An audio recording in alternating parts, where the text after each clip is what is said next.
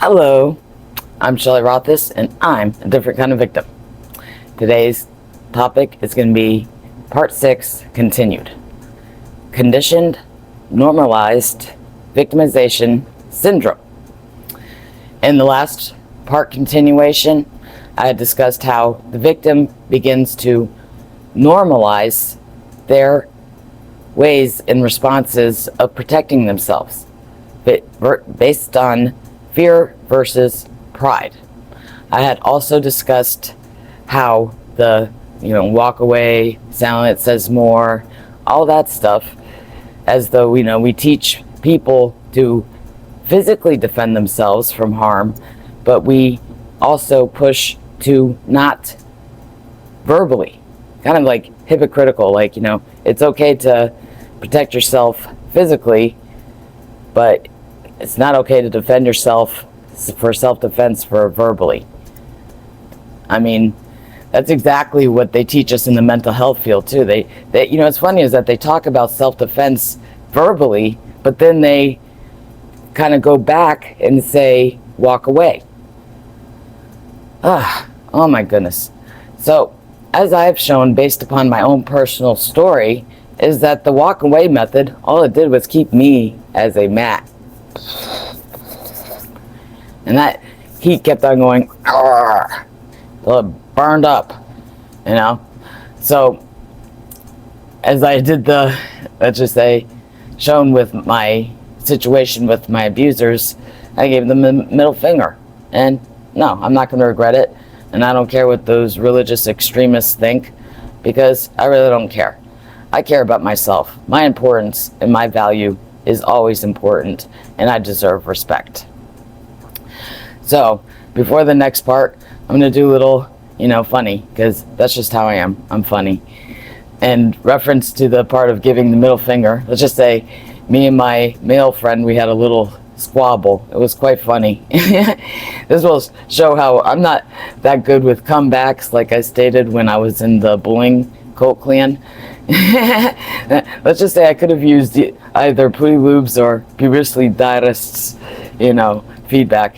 Actually, it's fun because I actually used Previously Diarist's, comeback that he had given to me, because I didn't know what to say when somebody had asked me this particular question. I'm sure he's going to know what I'm talking about. Let's just say that it's something that the word always makes me laugh. Something that somebody had asked me before, and I had no idea what to say. I mean, it's one of those mouth-dropping type of things, like, what the heck?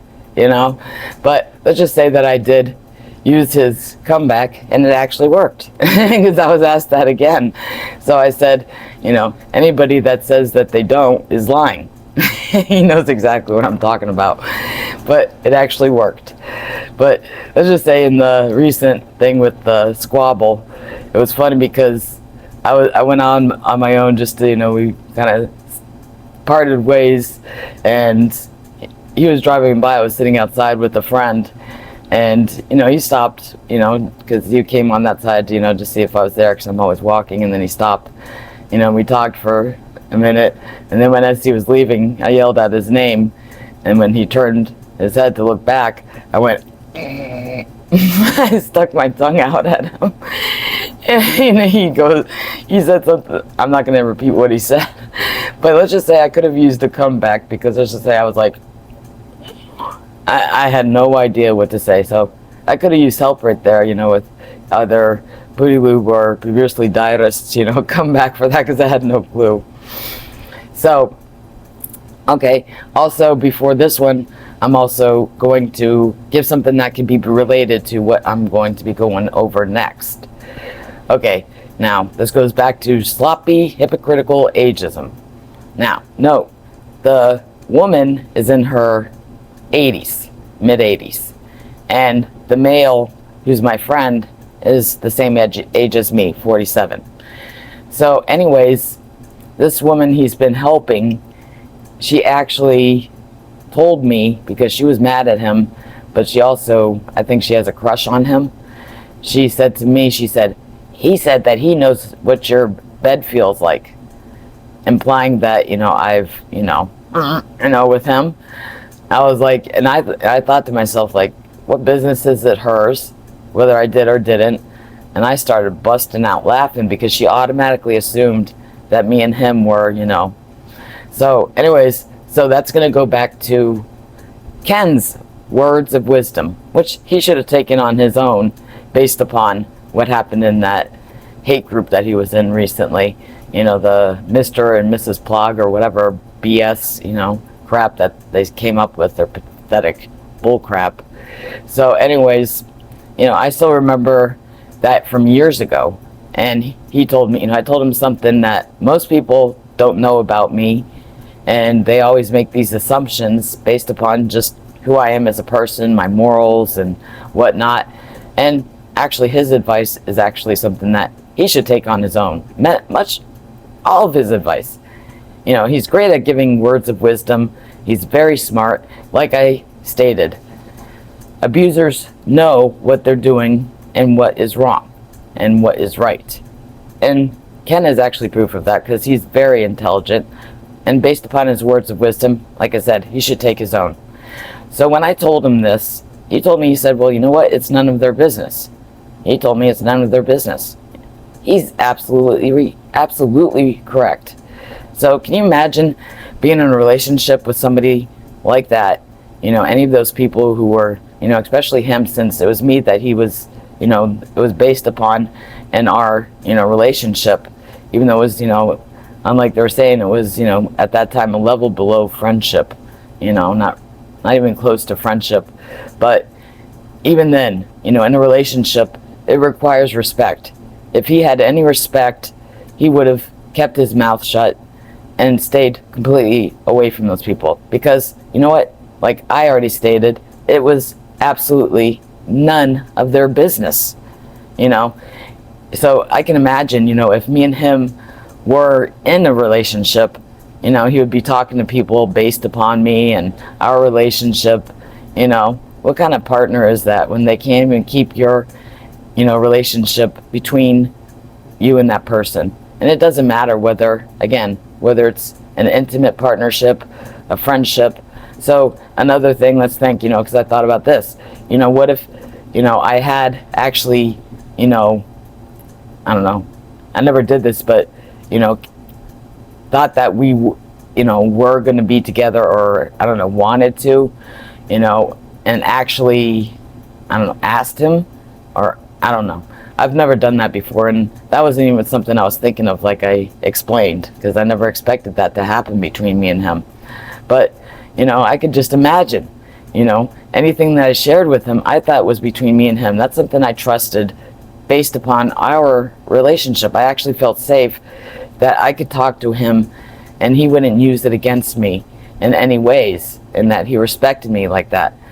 So why would I want to be in a relationship more than friendship with someone and be intimate? How can I be intimate with someone that I don't feel safe with, that isn't safe for me? Why would I want that is the question. I definitely wouldn't want that, So anyways, let's see. I'm gonna make a little joke based upon their little crap, talk about me, the Mr. Plog or whatever, me becoming that. So this is how it would go. I'm on my way to the Mental Catholic Institute of, Marriage. I already got my,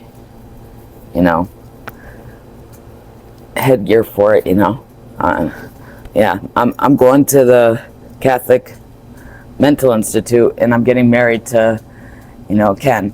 I already got my gear and everything, and my, sachet. I'm gonna throw it out to the other females so they can hopefully get a man like this too. It's a really good catch, so I hope one of you ladies catch it. So anyways, I'm gonna be up there, and saying what I feel about, previously diarist, and how we met, and why I decided that, we're gonna get married, because they said in the hate group that, I want to become Mrs. Plog, or Mr. Plog or whatever. So here I am up there. So how did you guys meet? Well, you know what? I met, Ken on Facebook, in a, private message. We used to talk. He was a really, caring and empathetic person. I enjoyed talking to him, and he was, very nice to me and respectful. And then all of a sudden, he turned into an asshole. And you know what? I still really, fell for him. He was really great. I found out that he was in a hate group, and it was just it was such a turn on, and just by his personality, I became extremely stimulated, emotionally by him doing that. He also stated in there that he wanted to get rid of me without hurting my feelings. Kind of like how our, marriage is going to be. He's going to pretend that he loves me, while talking crap about me behind my back every day. He's such a great guy. I mean, I'm just so thrilled. I even got this, charm, instead of a cross, because it's a, marriage of, completeness and love and respect. I'm just so excited. I mean,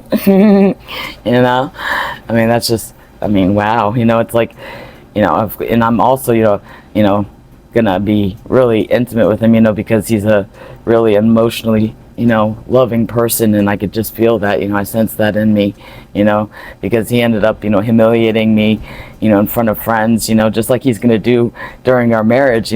He's gonna, humiliate me all the time. So I'm looking forward to that. It's just really exciting. Oh wow, I'm gonna take this off now. It's like, we're gonna be going on our honeymoon, and it's gonna be so great. And here's for the ladies. I'm gonna give this to you guys, so you guys can get a man just like that. I hope all you ladies in the hate group end up with a man like that too. And okay guys, let's see who will catch it. Let's see, that would be Shitsula, Madame de Citrus, Doofist, Chameleon. Who will get it? Heteroticus? Oh, that would be good. Maybe Heteroticus will marry Publicidaris, or even Shitsula. Oh, here's a good catch, here you go. Oh, hope you guys end up happy. Okay. That's my little, fun there. So, next part is going to be based upon, that BS, and how people think that, when it comes to domestic violence, they automatically think, it's based upon, that type of thing. So, first I'm going to explain, where it all started, where I started seeing this. Okay. First of all, I'd like to say I like hearts, just like I like rainbows. Kind of stupid like that woman, thinking that me and my friend were, doing it or whatever. And then also, people thinking I'm gay because, my hair that I used to do it different colors, even the hate group, put that in there, really stupid, pathetic stuff, So, stuff like that, people automatically thinking that, and it was funny because when that woman implied that me and that friend were, doing it, it's like, he was actually concerned, unlike, Ken the coward, he actually got pissed when that woman implied that. He actually defended me. He was actually concerned that people were going to start rumors based upon it. I was over there laughing. He was pissed. I told him, I said, who cares? I could care less what they think. Let them spread rumors. Hey, I said, I kind of eased his mind. I said, at least it's with a hot man, So, anyways, I like hearts. So, all those people that were, thinking that, it's like the first person, that's the first thing they, pointed out, because I sent him a gift that was in the shape of a heart that I knitted. Actually, that was meant to be symbolic. Plus, I picked a color that I thought he would like as a male. And I also had given other people, females, gifts that, were in the shape of heart that I knitted. Because that was one of my favorite things to knit, was hearts. I made my dad one before, And also, it was symbolic because it was based upon something that he had told me about himself personally. I was personalizing it. Just like I did other gifts. I had asked people what their favorite color is. I knew things about them personally. So I actually personalize gifts when I make them. Also, the other things that I gave to him as gifts were actually symbolic to the story that I was writing. Again, mythical, realistic. Unlike, the imbeciles that made it out to be something more. I mean, I can't tell you how many people, like I stated before, had automatically assumed that I was trying to send those gifts to, hint to him. I mean, even Ken, I guess he did think that. Instead of coming to me and being respectful and asking me what my feelings were and keeping it between us, I mean, his pants full of shark-filled balls must have, been too heavy, so they ended up squirting up into his brain, so his logic part of the brain. And, he wasn't capable of making a, decision, a logical decision and respectful one, to come to me. No, he had to engage in that, despicable, cruel crap. So, anyways, that's what most, many people even, just automatically thought that, did I think that the person that I thought I knew was a good person? Yeah, he was. I actually thought he was a great person. I enjoyed talking to him, but I never expected it to go past friendship level. Also because, like I stated, I know exactly how he is as for, trust. And actually that had something to do with, based on his own past and things that happened to him in other relationships. So that heart that I sent him wasn't symbolic based upon that, as to things that he told me. I remember a lot of things that people tell me and things about themselves that I, still remember to this day. I just have a big memory, as one friend had put it, is I have the memory of an elephant. That's just me, I'm very sentimental, and I remember certain things about people that it just stays with me. That's the type of person I am. So the next part I will be reading is based upon what I just talked about, based upon people, making domestic violence as though it's about, just people who are in an intimate relationship.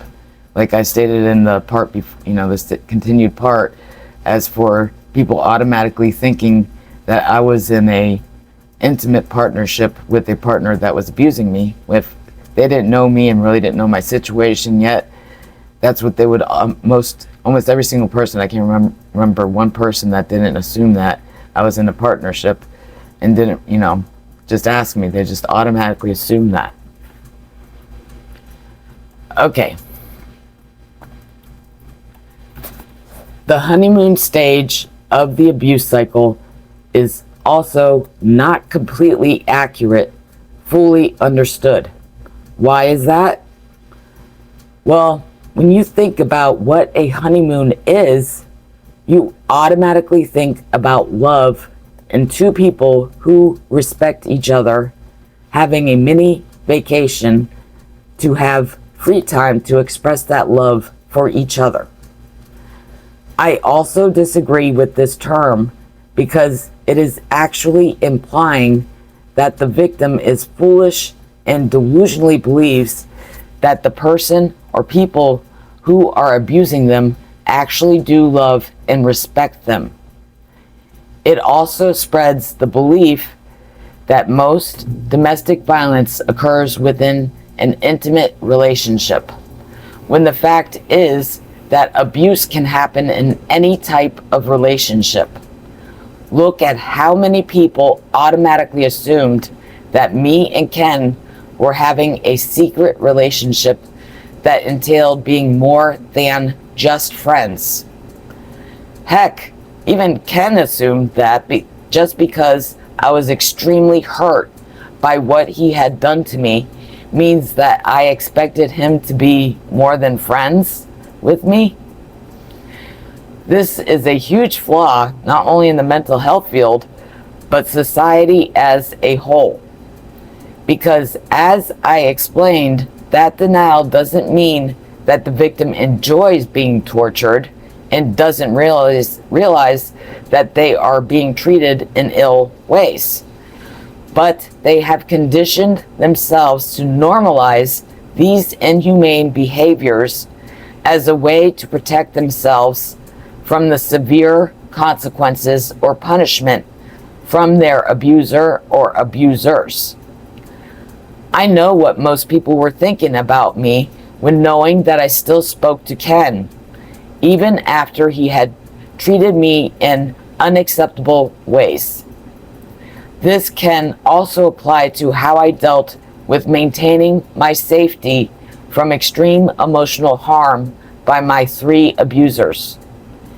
If someone doesn't get any positive benefits and only receives negative treatment, they will break more quickly, and the abuser or abusers know that they will be more likely to risk losing their power and control over their victim or victims.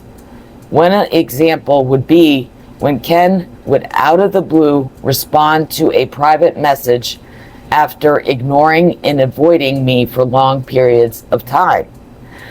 I knew deep down inside that when Ken did respond to me, it was only a job that was an annoying burden that he had no interest in doing.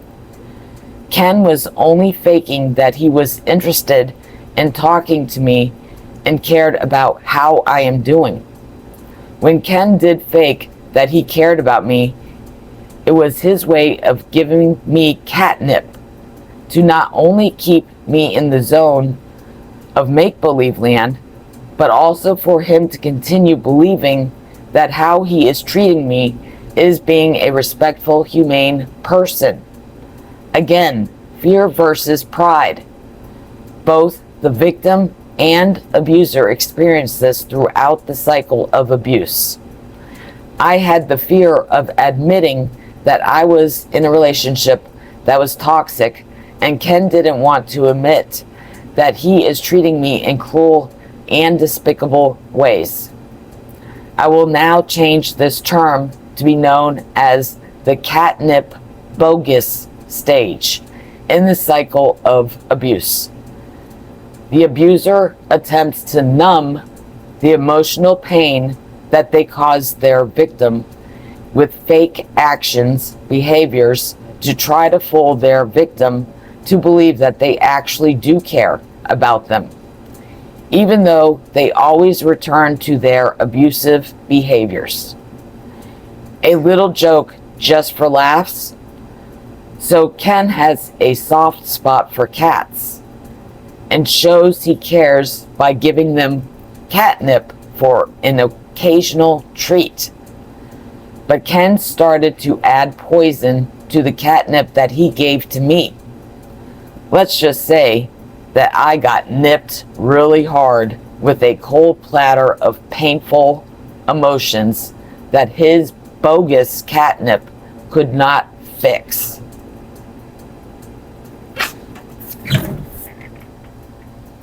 That's exactly true. He was feeding me catnip with poison. So even after I had escaped, I still remember this one night. He had messaged me back, responding me to from a message from way back. You know, he hadn't spoken to me in a long time. I'm like, what the heck? It's like he's been avoiding me and ignoring me and out of the blue. But you know what? I mean, it was so obvious that he really didn't give a crap, because he started off the conversation. He said he has maybe 5 or 9 minutes, something like that, very short time before he has to go to bed. He's like, basically make it quick. Kind of reminds me of my sister. Make it quick. I'll give you a little bit of time. Catnip. And his fake bogus. I care. How are you doing? Blah blah blah. Crap. I knew that when he was saying it. I just went along with it because, like I said, the fear of not only admitting to myself but others that I was in a toxic relationship, and I was ashamed of that. I don't deserve somebody to respond to me once in the blue moon and ignore me the rest of the time, and give me a little catnip. Hey, I got 5 minutes, until I have to do something else. It's like, really? Thanks a lot. Anyways, so as you see that, that's a big flaw. The honeymoon stage, you think automatically of love and intimate relationships and blah, blah, blah, when actually abuse applies to any type of a relationship.